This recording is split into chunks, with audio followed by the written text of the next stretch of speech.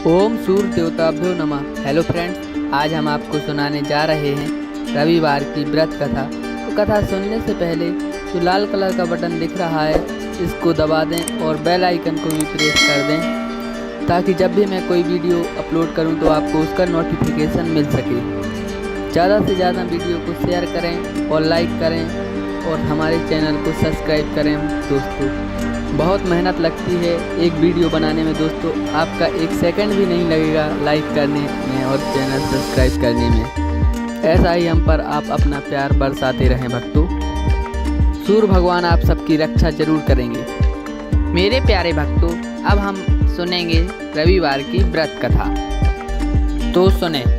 एक बुढ़िया थी, उसका नियम था प्रति रविवार को सवेरे ही स्नान आदि कर घर को गोबर से लीपकर फिर भोजन तैयार कर भगवान को भोग लगा स्वयं भोजन करती थी। ऐसा व्रत करने से उसका घर अनेक प्रकार धन से पूर्ण था। श्री हरि कृपा से घर में किसी प्रकार का विघ्न या दुख नहीं था। सब प्रकार से घर आनंद रहता था। इस तरह कुछ दिन बीत जाने पर उसकी एक पड़ोसन जिसकी गऊ का गोबर वह लाया करती थी, विचार करने लगी, यह वृद्धा सर्वदा मेरी गऊ का गोबर ले जाती है, इसलिए अपनी गौ को घर के भीतर बांधने लगी। इस कारण बुढ़िया को गोबर न मिलने से रविवार के दिन अपने घर को न लीप सकी। तब उसने ना तो भोजन बनाया और ना भगवान को भोग लगाया तथा स्वयं भी उसने भोजन नहीं किया। इस प्रकार उसे निराहार व्रत किए रात्रि हो गई। वह भूखी प्यासी ही सो गई। रात्रि में भगवान ने उसे स्वप्न दिया और भोजन न बनाने तथा भोग न लगाने का भेद पूछा। वृद्धा ने गोबर न मिलने का कारण सुनाया। तब भगवान ने कहा कि माता, हम तुमको एक ऐसी गऊ देंगे जिससे सभी इच्छाएं पूर्ण होंगी, क्योंकि तुम हमेशा रविवार को गऊ के गोबर से लीपकर भोजन बनाकर मेरा भोग लगाकर खुद भोजन करती हो।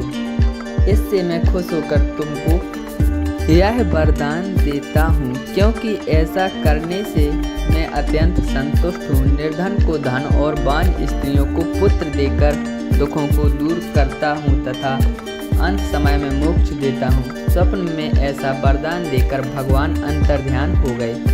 जब वृद्धा की आंख खुली तो वह क्या देखती है, आंगन में एक अति सुंदर गऊ और बछड़ा बंधे हुए हैं। वह गऊ और बछड़े को देखकर अति प्रसन्न हुई और उसको घर के बाहर बांध दिया और वहीं खाने को चारा डाल दिया। जब उसकी पड़ोसन बुढ़िया ने घर के बाहर एक अति सुंदर गऊ और बछड़े को देखा तो द्वेष के कारण उसका हृदय जल उठा और जब उसने देखा कि गऊ ने सोने का गोबर किया है तो वह उस गऊ का गोबर ले गई और अपनी गऊ का गोबर उसकी जगह पर रख गई। वह नित्य प्रति ऐसा ही करती रही और सीधी सादी बुढ़िया को इसकी खबर नहीं होने दी। तब सर्वव्यापी ईश्वर ने सोचा कि चालाक पड़ोसन के कर्म से बुढ़िया ठगी जा रही है, तो ईश्वर ने संध्या के समय अपनी माया से बड़े जोर की आंधी चला दी। इससे बुढ़िया ने अंधेरी के भय से अपनी गऊ को घर के भीतर बांध लिया। प्रातःकाल उठकर जब वृद्धा ने देखा कि गऊ ने सोने का गोबर दिया है तो उसके आश्चर्य की सीमा न रही। वह प्रतिदिन गऊ को घर के भीतर बांधने लगी। उधर पड़ोसन ने देखा कि गऊ घर के भीतर बांधने लगी है और उसका सोने का गोबर उठाने का दाव नहीं चलता।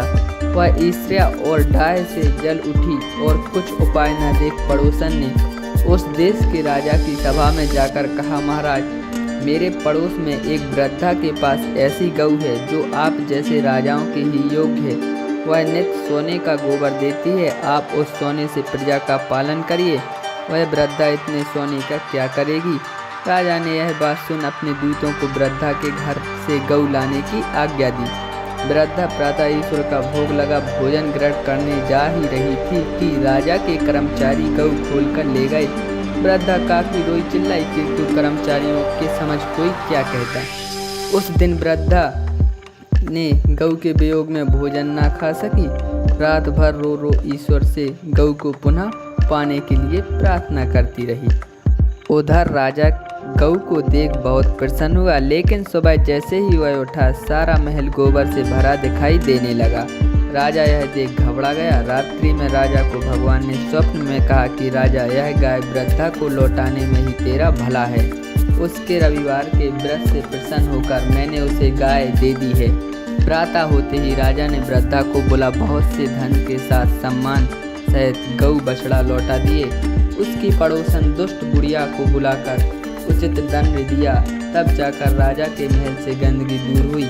उसी दिन से राजा ने नगर निवासियों को आदेश दिया कि राज्य तथा अपनी समस्त मनोकामनाओं की पूर्ति के लिए रविवार का व्रत किया करो। व्रत करने से नगर के लोग सुखी जीवन व्यतीत करने लगे। कोई भी बीमारी तथा प्रकृति का प्रकोप उस नगर पर नहीं होता था। सारी प्रजा सुख से रहने लगी। बोलिए सूर्य भगवान की जय। इसीलिए तो कहते हैं भक्तों, चलो मत बराबरी करो। मिलते हैं नेक्स्ट टाइम।